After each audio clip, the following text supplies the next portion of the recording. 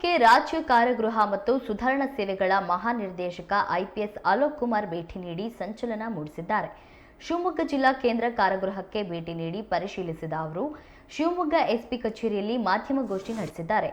ಇದಕ್ಕೂ ಮೊದಲು ಅಧಿಕಾರಿಗಳೊಟ್ಟಿಗೆ ಸಭೆ ನಡೆಸಿದ ಅವರು ಕಾನೂನು ಸುವ್ಯವಸ್ಥೆ ಹಾಗೂ ಕಾರಾಗೃಹ ನಿರ್ವಹಣೆ ಕುರಿತು ಅಧಿಕಾರಿಗಳಿಗೆ ಕೆಲವು ಸೂಚನೆ ನೀಡಿದ್ದಾರೆ.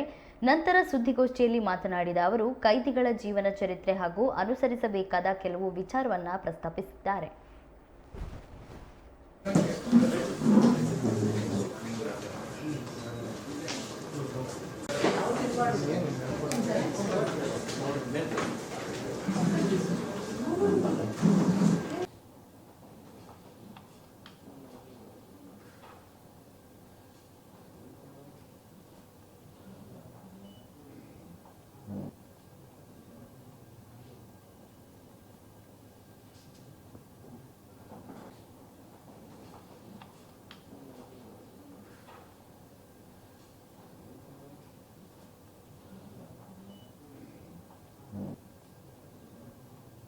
ತಗೊಂಡಿದ್ದೇನೆ ಲಾಸ್ಟ್ ಮಂತ್ 11ನೇ ತಾರೀಕಿಗೆ. ಆನಂತರ ಶಿವಮೊಗ್ಗದಲ್ಲಿ 2 ಸೆಂಟ್ರಲ್ ಪ್ರಿಸನ್ ಇದೆ. ಅದು ಮೇಲ್ ಪ್ರಿಸನರ್ ಸಲುವಾಗಿ ಒಂದು ಸೆಂಟ್ರಲ್ ಪ್ರಿಸನ್ ಇದೆ, ಮತ್ತು ಫಿಮೇಲ್ ಪ್ರಿಸನರ್ ಸಲುವಾಗಿ ಸೆಂಟ್ರಲ್ ಪ್ರಿಸನ್ ಇದೆ. ಇಲ್ಲಿ 819 ಜನ ಅವರು ಮೇಲ್ ಪ್ರಿಸನರ್ಸ್ ಇಲ್ಲಿದ್ದಾರೆ, 32 ಜನ ಫಿಮೇಲ್ ಪ್ರಿಸನರ್ಸ್ ಇದ್ದಾರೆ. ಆನಂತರ 3ನೇ ಇಲ್ಲಿ ಹೈ ಸೆಕ್ಯೂರಿಟಿ ಪ್ರಿಸನ್ದು ಒಂದು ಕನ್ಸ್ಟ್ರಕ್ಷನ್, ಅದು ಸೆಂಟ್ರಲ್ ಗೌರ್ಮೆಂಟ್ ಒಂದು ಪ್ರಾಜೆಕ್ಟ್ ಇದೆ, ಅದು ಕೂಡ ಇದೆ. ಸೊ ಇದು 3 ಪ್ರಾಜೆಕ್ಟ್ ಇಲ್ಲಿ ಇದೆ. 3 ಸಂಸ್ಥಾನ ನಮ್ಮ ಪ್ರಕಾರ ಪ್ರಿಸನ್ ರಿಲೇಟೆಡ್ ಇಲ್ಲಿ ಇದೆ. ಸೊ ಅದಕ್ಕಾಗಿ ಶಿವಮೊಗ್ಗ ಪ್ರಿಸನ್ ಡಿಪಾರ್ಟ್ಮೆಂಟ್ ಇಲ್ಲಿ ಸ್ವಲ್ಪ ಇಂಪಾರ್ಟೆಂಟ್ ಇದು ಆಗಿಬರುತ್ತೆ. ಸೊ ನಾನು ಇದು 3 ಇದಕ್ಕೆ ನೋಡಬೇಕು, ಅದಕ್ಕಾಗಿ ನಾನು ಬಂದೆ. ನಿನ್ನೆ ಮೇನ್ ಪ್ರಿಸನ್ ಏನಿದೆ ಅಲ್ಲಿ ಭೇಟಿ ಕೊಟ್ಟೆ, ಆನಂತರ ಫಿಮೇಲ್ ಪ್ರಿಸನ್ಗೆ ಭೇಟಿ ಕೊಟ್ಟೆ. ಇವತ್ತು ಬೆಳಿಗ್ಗೆ ಅಲ್ಲಿ ಕನ್ಸ್ಟ್ರಕ್ಷನ್ ಸೈಟ್ಗೆ ಹೋಗಿ ಏನು ಕಾಮಗಾರಿ ಇದೆ, ಯಾಕೆಂದರೆ 100 ಕೋಟಿ ಅದರ ಸಲುವಾಗಿ ಸೆಂಟ್ರಲ್ ಗೌರ್ಮೆಂಟ್ ಕಡೆಯಿಂದ ಅದು ಮಂಜೂರಾತಿ ಆಗಿದೆ. ಯಾವ ರೀತಿ ಅವರು ಕೆಲಸ ನಡೀತಾ ಇದೆ ಅದೆಲ್ಲ ನಾವು ಪರಿಶೀಲನೆ ಮಾಡಿದ್ದೀವಿ. ಆನಂತರ ಈಗ 11 ಗಂಟೆಯಿಂದ ಯಾಕೆಂದರೆ ಪ್ರಿಸನ್ನಲ್ಲಿ ಏನಾದರೂ ಅಕ್ರಮ ಚಟುವಟಿಕೆ ನಡೀತಾ ಇದೆ ಅಥವಾ ಪ್ರಿಸನ್ ಏನಾದರೂ ಗಲಾಟೆ ಮಾಡ್ತಾರೆ, ಸೊ ಲೋಕಲ್ ಪೊಲೀಸ್ದು ನಮಗೆ ಸಹಾಯ ಬೇಕಲೇಬೇಕು. ಆ ನಿಟ್ಟಿನಲ್ಲಿ ನಾವು ಒಂದು ಕೋಆರ್ಡಿನೇಷನ್ ಮೀಟಿಂಗ್ KSISFದು ನಮ್ಮ ಶಿವಪ್ರಕಾಶ್ ಅವರು ಇದ್ದಾರೆ, ಅವರ ಜೊತೆಗೆ DHO ಅವರು ನಟರಾಜ್ ಅವರು ಇದ್ದರು, ಅವರ ಜೊತೆಗೆ ಡಾಕ್ಟರ್ ಮಧುಸೂದನ್ ಮತ್ತು ನಿಖಿಲ್ ಇವರು ನಾವು ಯಾವ ರೀತಿಯಲ್ಲಿ ಕೆಲವು ಸಮಸ್ಯೆಗಳು ಇದೆ ನಾವು ಜೊತೆಗೆ ಕೆಲಸ ಮಾಡಿಕೊಂಡು ಪ್ರಿಸನ್ ಸೆಕ್ಯೂರಿಟಿ ಹೆಚ್ಚಿಸಬಹುದು. ಮತ್ತು ಅಲ್ಲಿ ಒಳಗಡೆ ಆರೋಗ್ಯ ಸಂಬಂಧಪಟ್ಟದ್ದು ಕೆಲವು ಸಮಸ್ಯೆಗಳಿದೆ, ಮೆಡಿಸಿನ್ ಸಪ್ಲೈ ಬಗ್ಗೆ ಸ್ವಲ್ಪ ಸಮಸ್ಯೆಗಳು ಇದೆ, ಅದು ಹಾಗೆ ನಾವು ಅದು ನಮ್ಮ ನಿರ್ವಹಣೆ ನಾವು ಮಾಡಬೇಕು. ಅದರ ಬಗ್ಗೆ ನಾವು ಚರ್ಚೆ ಈಗ ಮಾಡಿದ್ದೀವಿ.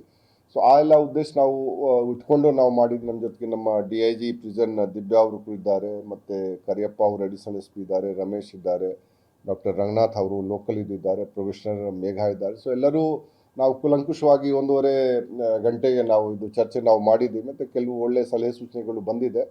ಮುಂದೆ ಇನ್ನೂ ಒಳ್ಳೆಯ ರೀತಿಯಿಂದ ನಮ್ಮ ಕಾರಾಗೃಹ ಇಲಾಖೆ ವತಿಯಿಂದ ಅವರು ಕೆಲಸ ಮಾಡ್ತಾರೆ. ನಾವು ಈಗ ಡಿ-ಅಡಿಕ್ಷನ್ ಬಗ್ಗೆ ಕೆಲವು ಕ್ರಮಗಳು ತಗೊಳ್ಬೇಕಾಗತ್ತೆ. ಡಿ-ಅಡಿಕ್ಷನ್ ಸೆಂಟರ್ ಓಪನ್ ಮಾಡಬೇಕು, ಮತ್ತು ಗಾಂಜಾ ಅಥವಾ ಮೊಬೈಲ್ದು ಸಾಗಾಣಿಕೆ ಏನಾಗತ್ತೆ, ಜನ ಎಸೆತಾ ಇದ್ದಾರೆ, ಅದು ಹಾಗೆ ನಾವು ಇನ್ನೂ ಕಡಿಮಾನ ಹಾಕಬೇಕು. ಅವರು ಮೇಲಿನ ಮೇಲೆ ಸರ್ಚ್ ಎಲ್ಲ ಮಾಡ್ತಾನಿದ್ದಾರೆ. ಮತ್ತು ಡಿಸ್ಟ್ರಿಕ್ಟ್ ಪೊಲೀಸ್ಗೆ ಕೂಡ ನಾವು ರಿಕ್ವೆಸ್ಟ್ ಮಾಡಿದ್ವಿ, ಅವರು ಕೂಡ ಔಚಕ್ಕಾಗಿ ಸರ್ಚ್ ಎಲ್ಲ ಮಾಡಬೇಕು. ಮತ್ತು ಇದು ಎಲ್ಲ ಅಕ್ರಮ ಚಟುವಟಿಕೆ ಇನ್ನೂ ನಾವು ಕಡಿಮಾನ ಒಳ್ಳೆ ರೀತಿಯಿಂದ ನಮ್ಮ ಅಧಿಕಾರಿ ಕೆಲಸ ಮಾಡ್ತಾ ಇದ್ದಾರೆ. ಆದರೆ ಇನ್ನೂ ನಮ್ಮ ಡಿಸ್ಟ್ರಿಕ್ಟ್ ಪೊಲೀಸು ಸಹಾಯದಿಂದ ಇನ್ನೂ ಎಫೆಕ್ಟಿವ್ ಆಗಿ ಮಾಡಬೇಕು. ಜನರಿಗೆ ಕೂಡ ನೆಮ್ಮದಿ ಇರಬೇಕು, ಮತ್ತು ಒಳಗಡೆ ಯಾರು ಕೈದಿಗಳು ಯಾರ್ದು ನಡತೆ ಚೆನ್ನಾಗೇ ಇದೆ ಅವರು ಕೂಡ ಅಲ್ಲಿ ಚೆನ್ನಾಗಿ ಅವರು ಇರಬೇಕು. ಯಾಕೆಂದ್ರೆ ಎಲ್ಲರೂ ಅಲ್ಲಿ ಏನಿದ್ದಕ್ಕೆ ಬಹಳ ಬದಮಾಸ್ ಇಲ್ಲ. 80% ನಾವು ಹೇಳ್ತೀವಿ ಯಾರು ಕನ್ವಿಕ್ಟೆಡ್ ಪ್ರಿಸನರ್ಸ್ ಇದ್ದಾರೆ ಅವರು ಫಸ್ಟ್ ಟೈಮ್ ಆಫೆಂಡರ್ಸ್ ಇರ್ತಾರೆ, ಅವರು ಸೆಕೆಂಡ್ ಆಫೆನ್ಸ್ ಮಾಡಿಲ್ಲ, ಅವರು ಒಂದೇ ಆಫೆನ್ಸ್ ಮಾಡಿದ್ದಾರೆ. ಅದು ಏನು ಮಾಡ್ತಾರೆ, ಅವರು ಗಂಡ ಹೆಂಡತಿದು ಕೊಲೆ ಮಾಡಿರ್ತಾನೆ, ಹೆಂಡತಿ ಗಂಡಂದು ಕೊಲೆ ಮಾಡಿರ್ತಾನೆ, ಸೊಸೆ ಇದು ತಮ್ಮ ಅತ್ತೆದು ಕೊಲೆ ಮಾಡಿರ್ತಾಳೆ, ಅತ್ತೆ ಸೊಸೆದು ಕೊಲೆ ಮಾಡಿರ್ತಾಳೆ. ಈ ರೀತಿ ಕೇಸೇಜ್ ಏನಿದ್ದಕ್ಕೆ ವೈಯಕ್ತಿಕ ದ್ವೇಷ ಮತ್ತು ವೈಯಕ್ತಿಕ ಅದು ಒಂದು ನಾವು ಹೇಳ್ಬೋದು ಸಮಸ್ಯೆಗಳ ಸಲುವಾಗಿ ಹೆಚ್ಚೆಚ್ಚಾಗಿ ಜನ ಅದಕ್ಕೆ ಸಲುವಾಗಿದ್ದಾರೆ. ಆರ್ಗನೈಸ್ ಕ್ರೈಮ್ಲಿ ಇರೋರು ಈ ರೀತಿ ಇರೋರು ಬಹಳ ಅಷ್ಟು ಜನ ಇಲ್ಲ. ಸೊ ಎಲ್ಲರೂ ಬಹಳ ಭಾರಿ ಕ್ರಿಮಿನಲ್ಗಳು ಇದ್ದಾರೆ. ಅದು ಕೂಡ ಮನೋಭಾವನೆ ನಮ್ಮ ಪ್ರಕಾರ ಇಟ್ಕೊಳ್ಳೋದು ಸರಿ ಆಗಲ್ಲ. ಆದರೆ ಯಾರು ಬದಮಾಸ್ ಇದ್ದಾರೆ ಅವ್ರನ್ನ ಸರಿಯಾಗಿ ನೋಡ್ಕೊಳ್ಬೇಕು. ಲೋಕಲ್ ಪೊಲೀಸ್ ಆಗಲಿ ಅಥವಾ ಕಾನೂನು ಪ್ರಕಾರ ಅವ್ರ ಮೇಲೆ ಏನು ಕ್ರಮ ತಗೊಳ್ಬೇಕು ಅವರು ನಾವು ತಗೊಳ್ತೀವಿ. ಆದರೆ ಯಾರು ಒಂದು ನ್ಯಾಯಾಲಯದಿಂದ ಅವ್ರಿಗೆ ಶಿಕ್ಷೆ ಆಗಿದೆ, ಅವರು ಶಿಕ್ಷೆ ಅನುಭವಿಸ್ತಾ ಇದ್ದಾರೆ, ನಾವು ನೋಡಬೇಕು ಕಿ ಬಹಳ ಅತಿರೇಕಕ್ಕೆ ಅವ್ರಿಗೆ ನಾವು ಸಮಸ್ಯೆ ಆಗಬಾರ್ದು. ಏನು ಗೌರ್ಮೆಂಟ್ದು ರೂಲ್ಸ್ ರೆಗ್ಯುಲೇಷನ್ ಪ್ರಕಾರ ಅವ್ರಿಗೆ ಏನೇನು ಸೌಲಭ್ಯ ಇದೆ, ಅವ್ರಿಗೆ ಊಟ ಏನು ಕೊಡಬೇಕು, ಯಾವ ಕ್ವಾಲಿಟಿದು ಊಟ ಕೊಡಬೇಕು, ಯಾವ ಕ್ವಾಲಿಟಿದು ಅವ್ರಿಗೆ ಆರೋಗ್ಯ ನಾವು ನೋಡ್ಕೊಳ್ಬೇಕು, ಬೇರೆ ಅವ್ರಿಗೆ ಸೌಲಭ್ಯ ಏನು ಕೊಡಬೇಕು, ಇದೆಲ್ಲ ನಾವು ನೋಡ್ಕೊಂಡಿದ್ದೀವಿ, ನಾವು ಪರಿಶೀಲನೆ ಮಾಡಿದ್ದೀವಿ. ಮತ್ತು ಯಾರು ಒಳ್ಳೆ ಕೆಲಸ ಮಾಡಿದ್ದಾರೆ, ಈಗ ನಾವು ಹೊಸ ಒಂದು ಸಿಸ್ಟಮ್ ನಾವು ಸ್ಟಾರ್ಟ್ ಮಾಡಿದ್ವಿ. ನಿನ್ನೆ 6 ಜನ ನಮ್ಮ ಪ್ರಿಸನ್ ಸ್ಟಾಫ್ಗೆ ನಾವು ಪ್ರಶಸ್ತಿ ಸರ್ಟಿಫಿಕೇಟ್ ಕೊಟ್ಟಿದ್ದೀವಿ, ಬಹುಮಾನ ಅವ್ರಿಗೆ ರಿವಾರ್ಡ್ ಕೊಡ್ತೀವಿ. 4 ಜನ KSISFನವ್ರಿಗೆ ನಾವು ರಿವಾರ್ಡ್ ಕೊಡ್ತೀವಿ. 5 ಜನ ಫಿಮೇಲ್ ಪ್ರಿಸನ್ ಸ್ಟಾಫ್ಗೆ ನಾವು ರಿವಾರ್ಡ್ ಕೊಡ್ತೀವಿ. ಅದರ ಜೊತೆಗೆ ನಾವು 5 ಜನ ಯಾರು ಕನ್ವಿಕ್ಟೆಡ್ ಪ್ರಿಸ್ನರ್ಸ್ ಇದ್ದಾರೆ ಅವ್ರಿಗೆ ಕೂಡ ಒಳ್ಳೆ ನಡತೆದು ಸರ್ಟಿಫಿಕೇಟ್ ಕೊಟ್ಟಿದ್ದೀವಿ. ಮತ್ತು ಫಸ್ಟ್ ಟೈಮ್ ಹೆಡ್ ಕ್ವಾರ್ಟರ್ನಲ್ಲಿ DG ಪ್ರಿಸನ್ಸ್ಗೆ 60 ದಿವಸ ಒಂದು ರೆಮಿಷನ್ ಪೀರಿಯಡ್ ಕೊಡೋದು ಅವ್ರಿಗೆ ಪವರ್ ಇದೆ.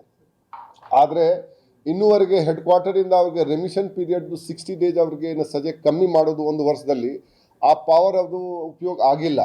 ಸೊ ನಾನು ನಿನ್ನೆ ಅವರು ಯಾರು 5 ಜನ ಯಾರಿಗೆ ನಾವು ಸರ್ಟಿಫಿಕೇಟ್ ಕೊಟ್ಟಿದ್ದೀವಿ ಅವರು ಒಳ್ಳೆ ಕೆಲಸ ಮಾಡೋದಕ್ಕಾಗಿ ಅವ್ರಿಗೆ ನಾವು 30 ದಿವಸ ನಾನು DG ಪ್ರಿಸನ್ದು ಖಾತೆಯಲ್ಲಿ ಏನು ಅದು ಅಧಿಕಾರ ಇದೆ ಆ ಅಧಿಕಾರ ಪ್ರಕಾರ ಅವ್ರಿಗೆ ರೆಮಿಷನ್ ಪೀರಿಯಡ್ ನಾನು 5 ಜನಕ್ಕೆ 30 ದಿವಸ ಅದು ನಿನ್ನೆ ಕೊಟ್ಟಿದ್ದೇನೆ. ಮತ್ತು ಇದು ಮುಂದುವರಿಸ್ತೀವಿ. ಯಾಕೆಂದರೆ ನಮ್ಮ ಉದ್ದೇಶ ಇದೆ, ಅವರು ಏನು ತಪ್ಪು ಮಾಡಿದ್ದಾರೆ ಅವರು ತಿದ್ಕೊಳ್ಬೇಕು, ಅವರು ಅರಿತುಕೊಳ್ಬೇಕು ಕಿ ನಾವು ತಪ್ಪು ನಾವು ಮಾಡಿದ್ದೀವಿ, ಮುಂದೆ ನಾವು ತಪ್ಪು ಮಾಡೋದಿಲ್ಲ. ಮತ್ತು ಬೇರೆನವ್ರಿಗೆ ಕೂಡ ಬುದ್ಧಿ ಮಾತು ಹೇಳಬೇಕು ಕಿ ಇಲ್ಲ ಈ ರೀತಿ ತಪ್ಪು ಮಾಡಬಾರ್ದು, ಸಮಾಜ ಸಲುವಾಗಿ ಇದು ಅವರು ದುರಂತಕಾರಿ ಆಗತ್ತೆ ಮತ್ತು ಅವ್ರ ವೈಯಕ್ತಿಕ ಜೀವನ ಕೂಡ ದುರಂತಕಾರಿ ಆಗತ್ತೆ.